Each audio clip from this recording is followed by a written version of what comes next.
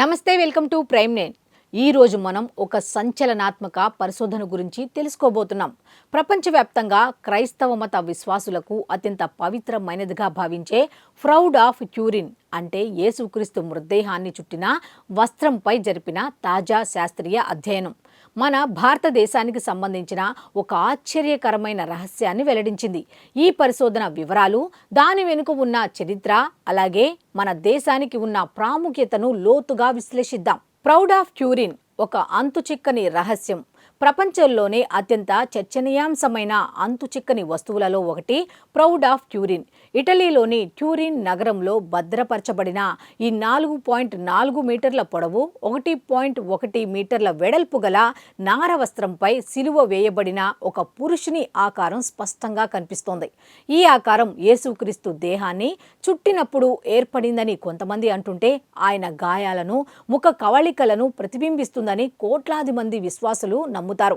అయితే ఇది నిజంగా యేసుక్రీస్తు కాలం నాటిదేనా, లేక మధ్యయుగంలో సృష్టించబడిన ఒక కళాఖండమా అనే చర్చ శతాబ్దాలుగా కొనసాగుతోంది. దీనిపై ఒక సంచలనాత్మక పరిశోధన జరిగింది.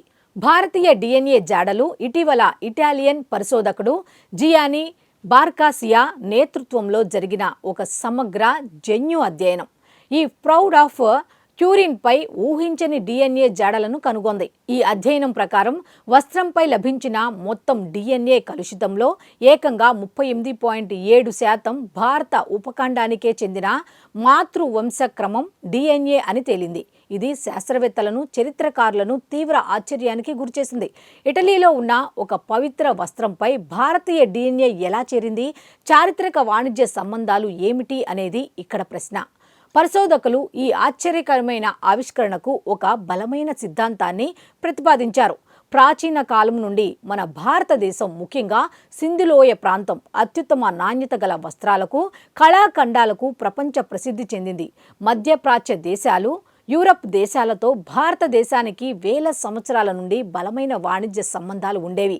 రబ్బీ గ్రంథాలలో హిందోయిన్ అని పిలువబడే భారతీయ నూలు వస్త్రాలను అప్పట్లో మధ్యప్రాచ్య దేశాలకు పెద్ద ఎత్తున దిగుమతి చేసుకునేవారని ఆధారాలు ఉన్నాయి.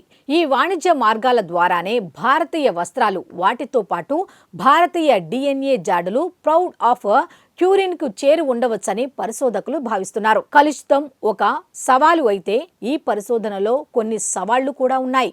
అవేమిటి అంటే, ప్రౌడ్ ఆఫ్ ట్యూరిన్ పై కేవలం భారతీయ డిఎన్ఏ మాత్రమే కాదు, 55.6% మధ్యప్రాచ్య దేశాల డిఎన్ఏ, 5.5% పశ్చిమ ఐరోపా డిఎన్ఏ జాడలు కూడా లభించాయి.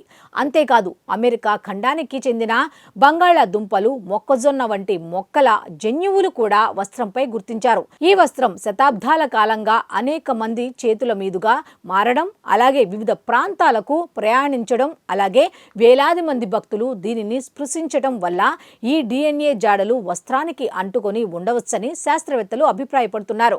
ఈ కలుషితం కారణంగా వస్త్రంపై ఉన్న అసలు డిఎన్ఏను గుర్తించడం, అంటే యేసుక్రీస్తు దేహానికి సంబంధించిన డిఎన్ఏను కనుగొనడం సాధ్యం కాలేదు. కాలక్రమంతో అంతుచిక్కని ప్రశ్న ఇదిగా మారింది. ఈ భారతీయ డిఎన్ఏ వస్త్రానికి ఎప్పుడు అంటుకుంది అనేది మరో కీలకమైన ప్రశ్న. ఇది క్రీస్తు శకం 33 అంటే యేసుక్రీస్తు సిలువ వేయబడిన కాలంలోనే జరిగిందా, లేక ప్రౌడ్ ఆఫ్ ట్యూరిన్ చరిత్రలో నమోదైన 1354వ సంవత్సరంలో, లేక ప్రౌడ్ ఆఫ్ ట్యూరిన్ చరిత్రలో నమోదైన 1354వ సంవత్సరం తర్వాత, లేదా అంతకు ముందు మధ్యప్రాచ్యం, అనటోలియా ప్రాంతాల గుండా ప్రయాణించినప్పుడు జరిగిందా అనేది స్పష్టంగా తెలియడం లేదు. ఈ కాలక్రమంపై మరింత లోతైన పరిశోధనలు అవసరం. చరిత్రకు కొత్త కోణం, మతపరమైన నమ్మకాలను పక్కన పెడితే, ఈ పరిశోధన చారిత్రక కోణంలో ఎంతో ప్రాముఖ్యతను సంతరించుకుంది. ఇది ప్రాచీన ప్రపంచంలో భారతదేశానికి ఇతర దేశాలతో ఉన్న అద్భుతమైన వాణిజ్య, సాంస్కృతిక సంబంధాలకు ఒక బలమైన సాక్ష్యం. ఒక పవిత్ర వస్త్రంపై భారతీయ డిఎన్ఏ జాడలు లభించడం మన దేశం ఒకప్పుడు ప్రపంచ వాణిజ్యానికి, సాంస్కృతిక మార్పిడికి కేంద్ర బిందువుగా ఉండేదని మరోసారి రుజువు చేస్తోంది. ఈ పరిశోధన చరిత్రకారులకు, శాస్త్రవేత్తలకు మరియు సాధారణ ప్రజలకు కూడా ప్రాచీన ప్రపంచం గురించి కొత్త ఆలోచనలను, పరిశోధన మార్గాలను తెరిచిందని చెప్పవచ్చు. సోషల్ మీడియాలో వైరల్ అవుతున్న వార్తల ప్రకారమే ఈ సమాచారం తెలియజేయడం జరుగుతోంది. అయితే సోషల్ మీడియాలో వైరల్ అవుతున్న వార్తల ప్రకారమే ఈ సమాచారం తెలియజేయడం జరుగుతోంది తప్ప ఎవరిని కించపరిచే ఉద్దేశం కానీ తక్కువ చేసే ఉద్దేశం కానీ కాదు.